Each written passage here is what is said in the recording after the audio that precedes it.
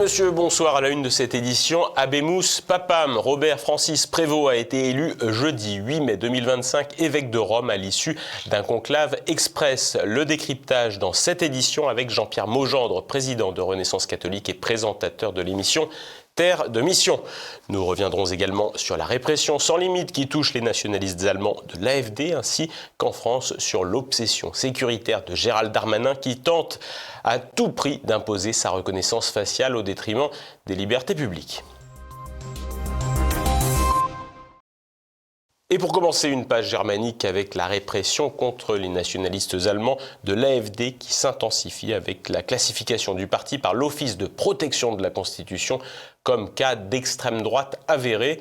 Une décision qui ouvre la porte à toutes sortes de discriminations contre l'AfD. Les explications de Nicolas de Lamberterie. La nouvelle est tombée la semaine dernière. L'Office de protection de la Constitution fédérale, chargé d'observer les comportements contraires aux valeurs de la Constitution allemande d'après-guerre, a rendu un rapport de plus d'1 millier de pages après 3 années d'enquête au sujet de l'AfD, au terme duquel il en a conclu que l'AfD était un cas d'extrême droite avéré dans son ensemble, c'est-à-dire sur l'ensemble du territoire de la République fédérale allemande. Jusqu'alors, cette classification n'avait concerné que quelques sections régionales ou groupements spécifiques du parti, notamment sa branche jeunesse. Pour rappel, les classifications de l'Office de protection de la Constitution ont 3 niveaux. Cas suspect, cas à examiner et cas avéré. On notera que cette classification de cas avéré tombe à pic, juste au moment où, pour la première fois de son histoire, le parti est donné en tête des enquêtes d'opinion. Comme c'était déjà le cas lorsque l'AfD était classée cas suspect, l'Office fédéral de protection de la Constitution pourra continuer à infiltrer le parti à l'aide d'informateurs afin de récolter des informations. Et l'Office fédéral de protection de la Constitution pourra continuer à espionner les communications téléphoniques et les échanges de courriels de l'AfD. Simplement, avec cette nouvelle classification en tant que cas extrémiste d'extrême droite, les services secrets pourront encore aller plus loin dans cette surveillance. Le rapport établi par l'Office fédéral de protection de la Constitution a été constitué au cours de 3 ans d'enquête. Il comprend 1100 pages. Ce rapport reste secret et donc les citoyens et l'AfD ne pourront pas savoir ce que contient exactement ce rapport. Le vice-président américain, J.D. Vance, a fustigé cette décision, la qualifiant de reconstruction du mur de Berlin. La référence au mur de Berlin tient au fait que dans l'ancienne Allemagne de l'Est, l'AfD est très majoritaire et que les discriminations contre l'AfD consistent donc à ériger un mur contre le choix des électeurs de l'ancienne RDA. En revanche, du côté de la classe politique allemande mainstream, cette classification ouvre la voie à toutes sortes de décisions discriminantes, notamment pour justifier de futures restrictions financières en supprimant les subsides publics auxquels l'AfD a droit, ou de restreindre les droits des élus AfD, ou encore de suspendre des fonctionnaires membres de l'AfD. Le fait que l'AfD soit désormais classée dans l'ensemble du pays en tant que cas d'extrême droite avéré pose question en matière d'emploi des fonctionnaires. En effet, quelqu'un qui travaille dans la police, un enseignant, une personne qui est active dans l'administration, ces gens peuvent-ils encore être membres de l'AfD et continuer à exercer leurs fonctions au niveau professionnel? La situation juridique n'est pas claire et donc une pression nouvelle pèse sur les personnes membres de l'AfD qui sont actifs professionnellement dans le domaine public. La nouvelle classification de l'AfD par l'Office fédéral de protection de la Constitution ouvre la voie à une possible interdiction de l'AfD. Une procédure pourrait être lancée, soit à la demande du gouvernement ou de la Chambre des députés ou du Sénat. Elle serait lancée auprès de la Cour fédérale constitutionnelle. Cette procédure serait extrêmement longue, elle prendrait probablement plus de 2 ans. Et si, à l'issue de la procédure, l'AfD était interdite, ses biens seraient saisis, son symbole serait interdit, et l'ensemble de ces élus, à tous les niveaux de pouvoir possibles, ne seraient plus là. Donc, ils seraient hors des assemblées et ne seraient plus des élus. Dans le passé, 2 partis politiques ont fait l'objet d'une interdiction. En 1952, ça a été le cas du SRP, qui était un parti national socialiste, Et en 1956, le Parti communiste KPD a lui également été l'objet d'une interdiction. Rappelons toutefois qu'il y a une vingtaine d'années, la procédure d'interdiction du parti d'extrême droite NPD avait finalement échoué. En effet, la Cour constitutionnelle avait constaté qu'un nombre trop important d'agents infiltrés figuraient dans la direction de ce parti et qu'ils étaient parfois à l'origine des provocations qui étaient reprochées au NPD et que cette situation ne permettait donc pas de se prononcer sur son interdiction. En clair, l'interdiction de l'AfD ne devrait pas être encore à l'ordre du jour. Mais d'ores et déjà, des parlements régionaux ont décidé d'interdire aux élus régionaux AfD de participer aux délégations lors de voyages à l'étranger, tandis qu'au Parlement, il est désormais quasiment acté que l'AfD se verra exclue de toutes les fonctions, notamment de présidence de commission. Les recours judiciaires entamés par l'AfD ont abouti à une suspension temporaire de la classification du parti comme cas d'extrême droite avéré, en attendant que ces recours soient tranchés. Mais tout le monde sent bien qu'une course contre la montre s'est engagée entre la progression de la popularité de l'AfD et des mesures antidémocratiques visant à restreindre, voire à interdire à terme cette formation. De toutes parts en Europe, à mesure que les conditions de vie et les perspectives d'avenir des Européens s'assombrissent, l'élite libérale euromondialiste assume de plus en plus, à visage découvert, son tournant autoritaire. La reconnaissance faciale pour mieux vous surveiller. Gérald Darmanin promeut cet outil mais passe sous le tapis une enquête en cours sur son usage illégal en France. Le garde des Sceaux fait aussi l'impasse sur l'inefficacité de ce dispositif. Le point avec Renaud de Bourleuf. Big Brother veut vous regarder et tout savoir sur vous. Dimanche, le garde des Sceaux, Gérald Darmanin, a fait le constat de l'insécurité qui gangrène désormais n'importe quel territoire en France. Oui, je pense qu'il y a plus de lieux safe, en fait. Je pense que c'est ça qui... La drogue, par exemple, elle a toujours existé, la drogue. Mais aujourd'hui, on voit bien que le moins de petites bourgades de ruralité, ils connaissent la coke, le cannabis... Après avoir été pendant 4 ans le premier flic de France, Gérald Darmanin semble nous avouer son échec. Mais après avoir quitté la place Beauvau, il prétend toujours avoir la solution. C'est-à-dire que si vous voulez une société sécure, il faut la reconnaissance faciale, par exemple. On n'a pas aujourd'hui ? Non, on l'a pas. Non seulement son français est mauvais, mais ses informations sont inexactes. Rappelons qu'en novembre 2023, le média Disclose dévoilait que la police nationale utiliserait le logiciel de reconnaissance faciale Briefcam, un outil acquis en 2015 et dont la fonction reconnaissance faciale serait activée depuis 2018. Le tout dans l'illégalité. La Commission nationale de l'informatique et des libertés, la CNIL, n'en a jamais été informée comme l'exige la loi. De plus, le ministère de l'Intérieur n'a jamais pu justifier l'acquisition de cet achat. Dirigeant toujours la place Beauvau, Gérald Darmanin promet alors une enquête administrative indépendante dont les conclusions seraient rendues publiques sous 3 mois. Mais près de 5 mois plus tard, le porte-parole du ministère de l'Intérieur répondait ainsi à la presse. Non, je ne sais pas où en est cette enquête. D'accord. Il avait dit qu'il rendrait l'enquête publique dans les 3 mois et c'était le 20 novembre. Vous ne savez pas où était cette enquête Je pense pas, faudrait qu'on fasse la recherche. Au début de l'année, le député LFI des Hauts-de-Seine, Aurélien Saint-Toul, remettait le sujet sur la table. J'adresse un signalement au procureur à l'encontre de l'ensemble des ministres de l'Intérieur, Bernard Cazeneuve, Bruno Le Roux, Matthias Fekl, Christophe Castaner et Gérald Darmanin, au sujet de l'utilisation de Briefcam, qui ont donc supervisé soit l'achat, soit le déploiement, soit l'utilisation de ce matériel Briefcam. Je pense que vous savez de quoi il est question. Il s'agit d'un matériel de reconnaissance faciale qui a été mis en dotation dans les forces de sécurité intérieure à partir de 2015, si bien que ce déploiement et cette utilisation ont été faits sous la responsabilité ou l'autorité successive de Bernard Cazeneuve, Bruno Le Roux, Matthias Fekl, Christophe Castaner et Gérald Darmanin. Et donc, nous demandons que la justice se penche désormais sur ce cas de violation flagrante et évidente de la loi informatique et liberté. Rappelons qu'au mois de janvier, les juges ont ordonné à la commune de Moirans, dans l'Isère, de cesser immédiatement l'utilisation du logiciel de reconnaissance faciale Briefcam.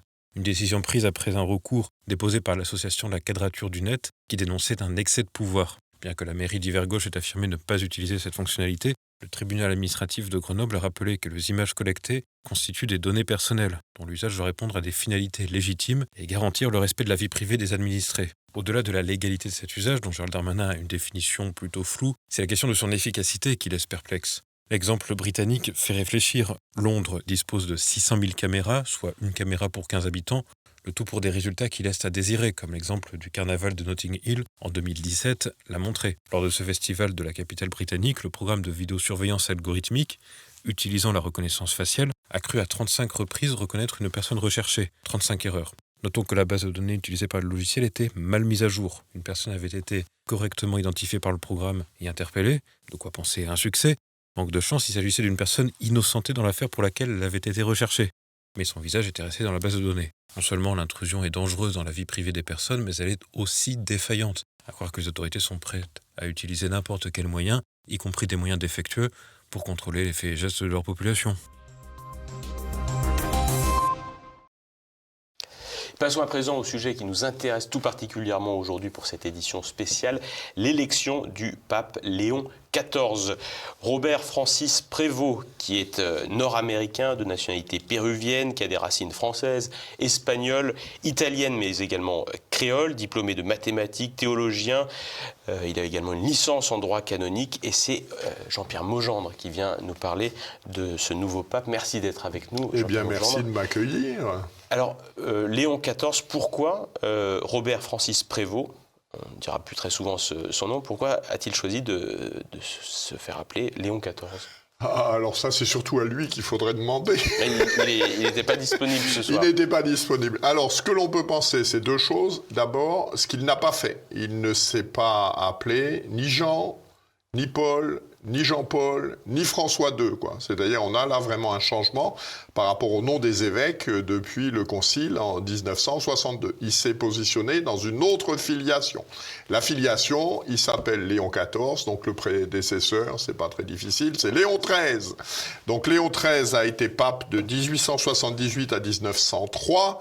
Aujourd'hui, les commentateurs disent que le cardinal Prévost a choisi ce nom parce que Léon XIII est le pape de la formulation de la doctrine sociale de l'Église, en particulier dans le cadre d'une encyclique qui s'appelle Rerum Novarum, qui date de 1891, qui est la première encyclique dite directement sociale, qui rappelait les principes de la doctrine sociale de l'Église et qui condamnait le libéralisme effréné qui était celui des sociétés du 19e siècle et qui légitimait, ce qui était très nouveau aussi, l'existence de syndicats. Voilà. Donc il se positionne dans cette filiation intellectuelle, mais peu de commentateurs ont noté que Léon XIII est également un pape qui a formulé une condamnation très vigoureuse de la franc-maçonnerie dans l'encyclique Humanum Genus. C'est pour l'histoire avec la France le pape du ralliement des catholiques à la République. Et puis c'est aussi l'auteur d'une encyclique qui aujourd'hui ferait défaillir bon nombre de nos contemporains, qui s'appelle Libertas Prestantissimum, contre les libertés modernes. Voilà, dans cette encyclique, Léon XIII rappelle que objectivement, seule la vérité a des droits, qu'il peut y avoir des tolérances. Et dernier point qui rejoint l'actualité, Léon XIII a condamné une forme d'hérésie dans ce qu'on appelle la lettre au cardinal Gibbon. Il condamnait l'américanisme. L'américanisme, c'était quoi ? C'était une forme de syncrétisme, d'indifférentisme religieux. Et puis c'était surtout la remise en cause des valeurs dites passives, l'ascèse, la pénitence, la croix, au bénéfice de ce qui a fait la fortune des États-Unis, le dynamisme, l'entreprise, l'enthousiasme, etc. De l'Amérique, il en est question puisqu'il est né à Chicago.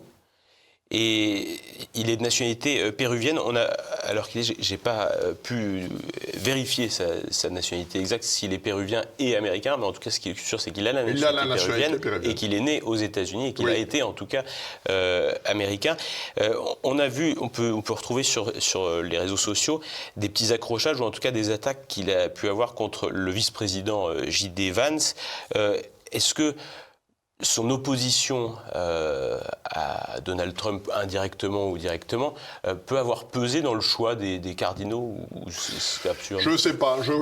Je pense que ce qui a pesé dans le choix des cardinaux, on connaît le fameux dicton qui dit « on entre pape au conclave et on en ressort cardinal ». Ça veut dire quoi ? Ça veut dire que c'est pas toujours le cas, mais souvent, le favori des pronostics, c'est pas lui qui est élu. Là, le favori des pronostics, c'était le cardinal Parolin, donc qui était le cardinal secrétaire d'État du pape François, le numéro 2 de l'Église. Voilà. Il était le favori, il avait un noyau dur de cardinaux qui le soutenaient, mais il avait également une opposition très tenace considérant que sa proximité avec le pape François faisait qu'il assumait la responsabilité d'un certain nombre de choses qui étaient reprochées au pape François. Et donc ce que l'on peut penser, c'est que le cardinal Parolin s'est désisté en faveur du cardinal Prévost, puisque le cardinal Prévost est dans une optique très bergolienne. Voilà, il a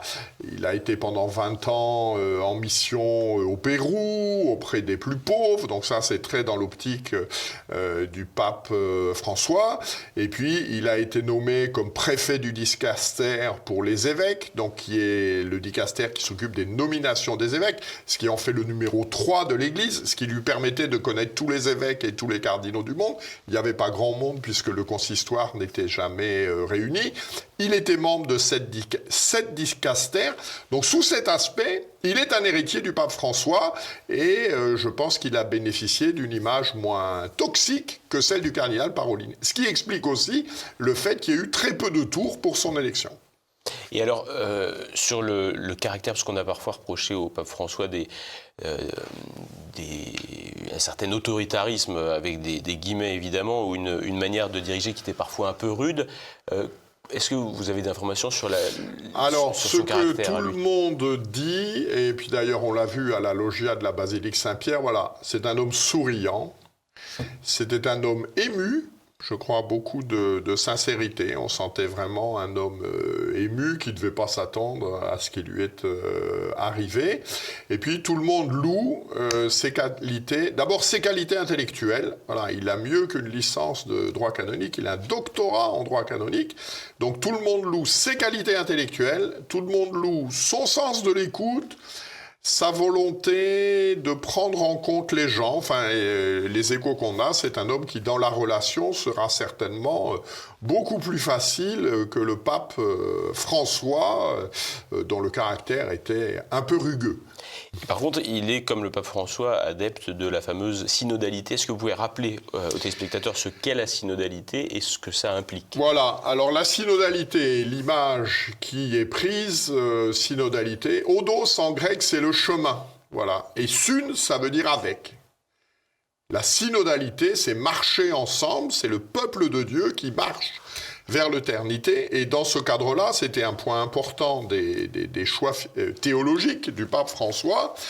Le peuple de Dieu devient ce que l'on appelle un lieu théologique, c'est-à-dire que traditionnellement, les lieux théologiques, c'est la tradition de l'Église, le lieu théologique, c'est qu'est-ce qui va nous dire ce qu'est la foi, le contenu de la foi. Donc traditionnellement, c'était la tradition de l'Église, c'était les Saintes Écritures, c'était la liturgie. Et en fait, dans la conception moderne, il y a aussi un lieu théologique qui devient le peuple de Dieu. C'est-à-dire ce que le peuple de Dieu pense, eh bien, quelque part, c'est le Saint-Esprit qui nous parle par ce biais. Et donc, l'Église synodale, c'est l'Église qui est à l'écoute du peuple de Dieu pour cheminer vers la Jérusalem céleste. Et le pape Léon XIV est très dans cette optique synodale. Alors comment ça va s'incarner ? On ne sait pas, en voyant que par nature, cette option synodale rentre en contradiction avec une des notes de l'Église, qui est l'unité de l'Église. Dans le credo, on dit que l'Église, elle est une, sainte, catholique, apostolique et romaine. L'unité de l'Église vient fracasser cette Église synodale, parce que le peuple de Dieu est divers. Et les aspirations, les pensées des peuples en Amérique latine, en Afrique ou en Extrême-Orient, c'est pas la même chose. Et donc une Église synodale, il n'y a plus d'unité. Et c'est ce que l'on observe aujourd'hui dramatiquement. Donc en cela, il y a une continuité avec le pape précédent. Quels sera, selon vous, les grands chantiers qu'il aura, puisque on voit que l'ordre qui devait être remis dans la curie n'a pas forcément été remis. Il y a les affaires des finances du Vatican, il y a l'affaire des abus. Il va avoir exactement les mêmes chantiers que son prédécesseur ? Oui, les grands chantiers, donc vous l'avez évoqué, c'est l'affaire de la curie romaine, avec en particulier un élément tout à fait nouveau, c'est l'accession à des postes de responsabilité de femmes, en particulier la préfète, puisque c'est ça du dicaster pour la vie consacrée, donc est une religieuse, ce qui pose des problèmes canoniques, mais lui est canoniste tout à fait délicat, puisque ce poste est une fonction de gouvernement, puisqu'elle va prendre des des décisions sur des communautés religieuses, etc., mais elle n'a pas le pouvoir d'ordre. Or, dans l'Église, le pouvoir de gouvernement, il est lié au pouvoir d'ordre. Donc on lui a adjoint un secrétaire qui, lui, est évêque et qui, lui, a le pouvoir. Donc on est sur une situation intellectuellement tout à fait complexe. Donc il y a ce problème de l'organisation de la curie romaine. Il y a le problème récurrent, mais récurrent parce que les médias en font une agitation, de la place des femmes dans l'Église. Voilà, la Sainte Vierge, elle n'a jamais demandé à célébrer la messe, quoi. Elle savait bien que le rôle dans l'Église des femmes est un rôle différent. Et puis, les chantiers, me semble-t-il, du souverain pontife, c'est quand même... l'Église est en mauvaise santé, il n'y a plus d'unité doctrinale, il n'y a plus d'unité morale. Voilà, on l'a bien vu avec le document sur la bénédiction des couples homosexuels. Voilà. Toute l'Afrique a refusé d'appliquer, a dit on n'appliquera pas ce truc-là. Il n'y a plus d'unité morale, il n'y a plus d'unité disciplinaire. Et puis les grands défis, me semble-t-il, il y en a 3. Il y a la montée en puissance de l'islam. Voilà, par exemple, les chrétiens du Moyen-Orient sont en train de disparaître. Une partie de l'Afrique est ravagée par des populations, des mouvements musulmans qui persécutent les chrétiens, etc. Donc il y a la question de l'islam. Il y a la question aussi de ce que j'appelle des nationalismes identitaires. Voilà, l'Église catholique, elle est persécutée en Inde par les hindouistes, elle est persécutée en Chine par le national-communisme, elle n'est pas très bien vue en Russie à cause du poids de l'orthodoxie. Et puis, il y a aussi la sécularisation des sociétés occidentales en voyant que le pape François laisse une Église, en 10 années, le nombre de séminaristes a baissé de 11%, celui des prêtres a baissé de 3%, mais c'est pas surprenant, on peut pas passer sa vie à stigmatiser et à vilipender le cléricalisme, et puis espérer que dans le même temps, il y aura des vocations sacerdotales. Voilà. Soit on exalte la grandeur du sacerdoce et on risque d'avoir des vocations, soit on en dit du mal et on a moins de vocations. Voilà, je crois que ce sont les défis, en plus de ceux que vous avez notés, en particulier un défi qui est la question financière. Voilà, là aussi, le slogan du pape François, une église pauvre pour les pauvres. Alors en termes de marketing, c'est très bien, mais quand vous n'avez pas de quoi payer les retraites des salariés du Vatican et que vous n'avez plus les moyens d'entretenir tous les œuvres que finance le Saint-Siège à travers le monde, soit des hôpitaux, des universités, des écoles, une église pauvre pour les pauvres, ça touche ses limites et je crois que ce sera un des défis du pape Léon XIV. Alors, vous disiez également un défi avec le sacerdoce. En France, le sacerdoce est assez dynamique dans les communautés traditionnalistes, dans la fraternité sacerdotale Saint-Pédis, la fraternité sacerdotale Saint-Pierre. Justement, la question des traditionnalistes a posé problème avec le pape François. Problème et pas problème, puisqu'il y avait eu il y avait à boire et à manger, d'un côté, il a eu des gestes plutôt d'ouverture vers la fraternité Saint-Pédis. Oui, en les autorisant au mariage, aux confessions. Et d'un autre côté, il a pu avoir des mesures plus vexatoires à l'endroit des prêtres qui disaient la messe de Saint-Pie V. Alors, il y a 2 choses dont on est certain. C'est que la première, cette question des relations avec le monde traditionnel a fait partie des congrégations générales. C'est-à-dire, c'est un des points qui ont été abordés. Ça, c'est un fait. Le deuxième fait, c'est qu'en tant que... Donc pendant le conclave, ils en ont parlé. Cette question du monde de la tradition a été abordée, c'est sûr. Deuxième chose dont on est certain, c'est que en tant que préfet du dicaster pour les évêques, le cardinal Prévost est l'homme qui était à la manœuvre pour la démission forcée du cardinal de Monseigneur Strickland au diocèse de Tyler au Texas, et la demande de démission de Monseigneur Ray à Fréjus-Toulon. C'est lui qui a fait ça. Alors après, ce que l'on ne sait pas, c'est est-ce qu'il a fait parce que c'était les ordres du chef, et dans la Sainte Église de Dieu, on obéit au chef, ou est-ce que ça fait partie de ses convictions? Mais là, c'est sûr que dans le dossier, il y a un passif avec le mouvement traditionnel. Le troisième fait qui est certain, c'est que je n'ai pas trouvé de position dans un sens ou dans l'autre sur ces questions liturgiques. Voilà, on ne sait pas, en tout cas moi je ne sais pas, mais je ne suis pas le seul je pense, quelle est sa position sur le sujet, on ne sait pas. Ce qui doit, je l'espère, être un signe d'encouragement, c'est que dans son premier mot à la Loggia, il a parlé de la paix Alors il a parlé de la paix qui est la paix entre les nations, mais il a aussi parlé de la paix dans l'Église. Et la paix dans l'Église, je pense, ne pourra pas passer sans une forme de tolérance et de libéralisation de la liturgie romaine traditionnelle. Et ça, je crois que le pape, je ne sais pas s'il en est conscient, mais on va rapidement attirer son attention sur ce sujet, c'est certain. Avec un élément très positif, je rencontrais un prêtre là qui a l'occasion de rencontrer beaucoup d'évêques de France.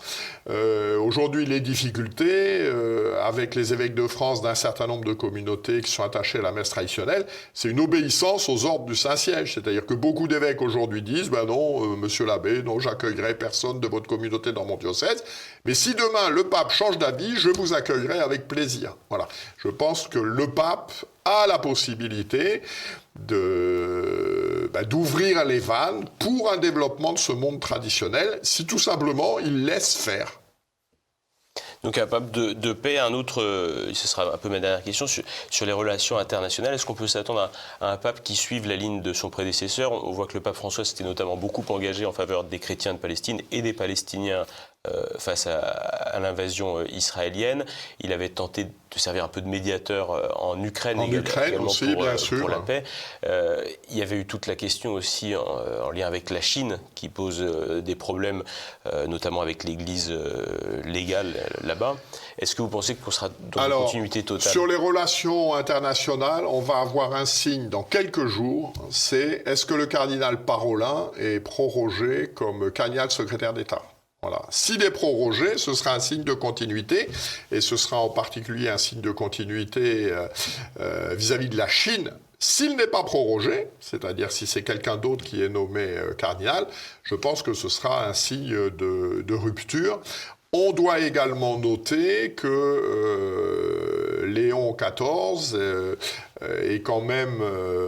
a quand même un atout dans les relations internationales, c'est qu'il est polyglotte, quoi. Il parle 6 langues. Notamment le français. Notamment le français, voilà, puisque son père était d'origine française, et c'est sûr que ça facilite les relations. Et puis, quand vous maîtrisez la langue, vous vous familiarisez aussi avec une histoire, avec une culture, avec une manière de penser. Je pense que c'est un atout. Enfin, tous les échos que l'on a aujourd'hui, c'est qu'autant le pape François était un homme de conflit, qui générait des conflits, qui gérait des conflits, autant on peut penser que le pape Léon XIV sera un pape qui cherchera à être un pape de paix, avec un autre sujet que nous n'avons pas abordé, c'est l'avenir de l'Église d'Allemagne. Voilà, l'Église d'Allemagne, qui est une Église importante aussi financièrement pour le Saint-Siège, puisque les deux églises qui font fonctionner le Saint-Siège, c'est l'Église des États-Unis et l'Église d'Allemagne. Voilà, l'Église d'Allemagne est virtuellement schismatique, en opposition régulière avec le Saint-Siège.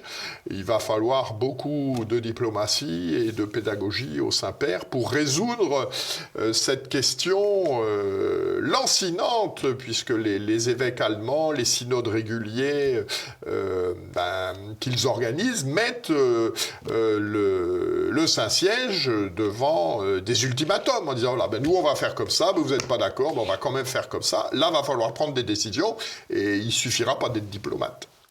Merci beaucoup Jean-Pierre Mougendre, j'imagine que vous en parlerez dans Terre de Mission dans les semaines qui viennent. Et puis nous, on reviendra également sur les nominations clés autour du pape dans les semaines à venir. Merci beaucoup d'être venu. Merci Olivier Frinchac. Quant à nous, on va passer à l'actualité en bref en France.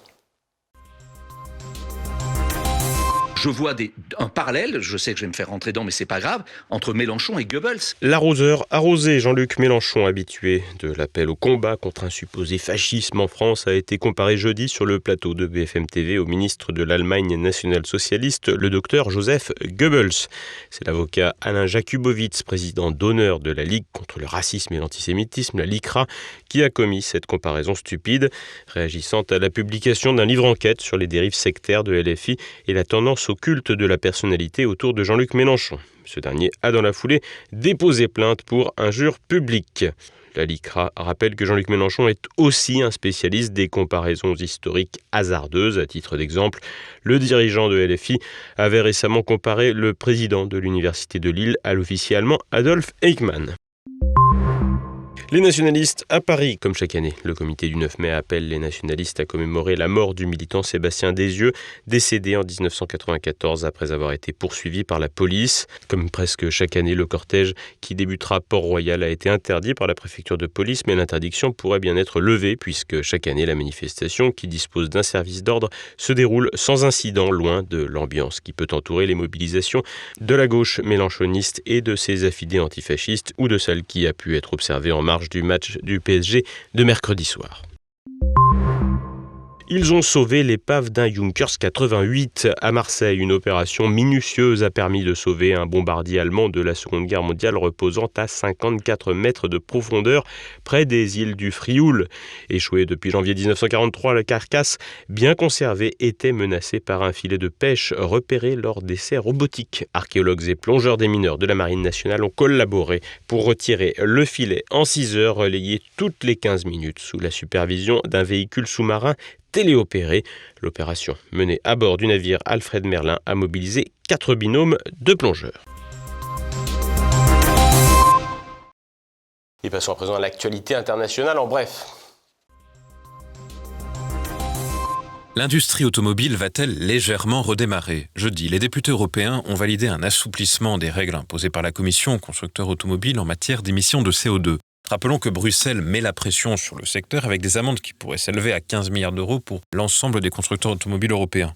Le texte voté par le Parlement européen consiste à prendre en compte les émissions sur 3 ans, de 2025 à 2027, au lieu d'une seule année, ce qui offre un délai aux constructeurs en retard sur les objectifs et leur évite des pénalités à l'échéance du 31 décembre 2025. Mais si les industriels peuvent voir cet assouplissement comme un signal positif, la question va de nouveau être mise sur la table alors que la demande de véhicules électriques ne progresse pas, malgré les injonctions de Bruxelles. 2 morts dans la région de Kiev jeudi. Une fusillade a coûté la vie à un militaire et sa belle-mère dans un village proche de la capitale ukrainienne. Selon la police, le tueur présumé, un homme de 63 ans, a été arrêté après une opération spéciale. Le drame découle d'un conflit personnel. Le militaire avait vendu une arme au suspect 1 mois plus tôt, mais a exigé une somme supplémentaire provoquant une dispute. Le suspect a alors utilisé l'arme pour abattre ses victimes avant de se barricader chez lui. Les forces spéciales ont encerclé sa maison et l'ont appréhendé en moins d'1 heure. Cet incident soulève la question explosive de la circulation d'armes qui sera omniprésente au lendemain du conflit.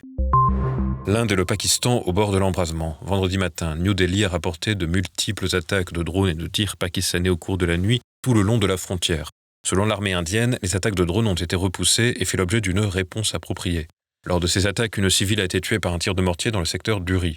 De son côté, le Pakistan fait état de 5 civils, dont une fillette, tuée dans la nuit de jeudi à vendredi au Cachemire pakistanais par des tirs d'artillerie indiens. En raison de ces attaques et ripostes, les écoles ont été fermées dans tout le Cachemire indien, ainsi que dans la région frontalière du Pakistan, les États voisins du Pendjab et du Rajasthan. 24 aéroports du quart nord-ouest de l'Inde ont été fermés pour des raisons de sécurité. La guerre des Picsou, Bill Gates a vivement critiqué Elon Musk, l'accusant de tuer les enfants les plus pauvres au monde en raison des coupes drastiques dans le budget de l'aide internationale américaine, orchestrée par le département de l'efficacité gouvernementale, le DOGE. Ces réductions affectent notamment l'USAID, menaçant des programmes comme les vaccinations, qui ont un intérêt tout particulier pour Bill Gates. Ce dernier, en fin de parcours, a tout de même annoncé qu'il allait donner 200 milliards de dollars via sa fondation d'ici 2045, date de sa fermeture. Ce soir, tête à clash et demain pour le samedi politique, Élise Blaise reçoit le géopolitologue, économiste et membre de l'Académie des sciences de Russie, Jacques Sapir. Ils évoqueront les enjeux des célébrations du 9 mai et le futur de la guerre en Ukraine. Dimanche, les conversations et terre de mission. Lundi, dès 7h, un zoom avec Christian François sur la vie des chrétiens en démocratie. C'est la fin de cette édition. Merci de votre fidélité. Bonne fin de semaine et à lundi.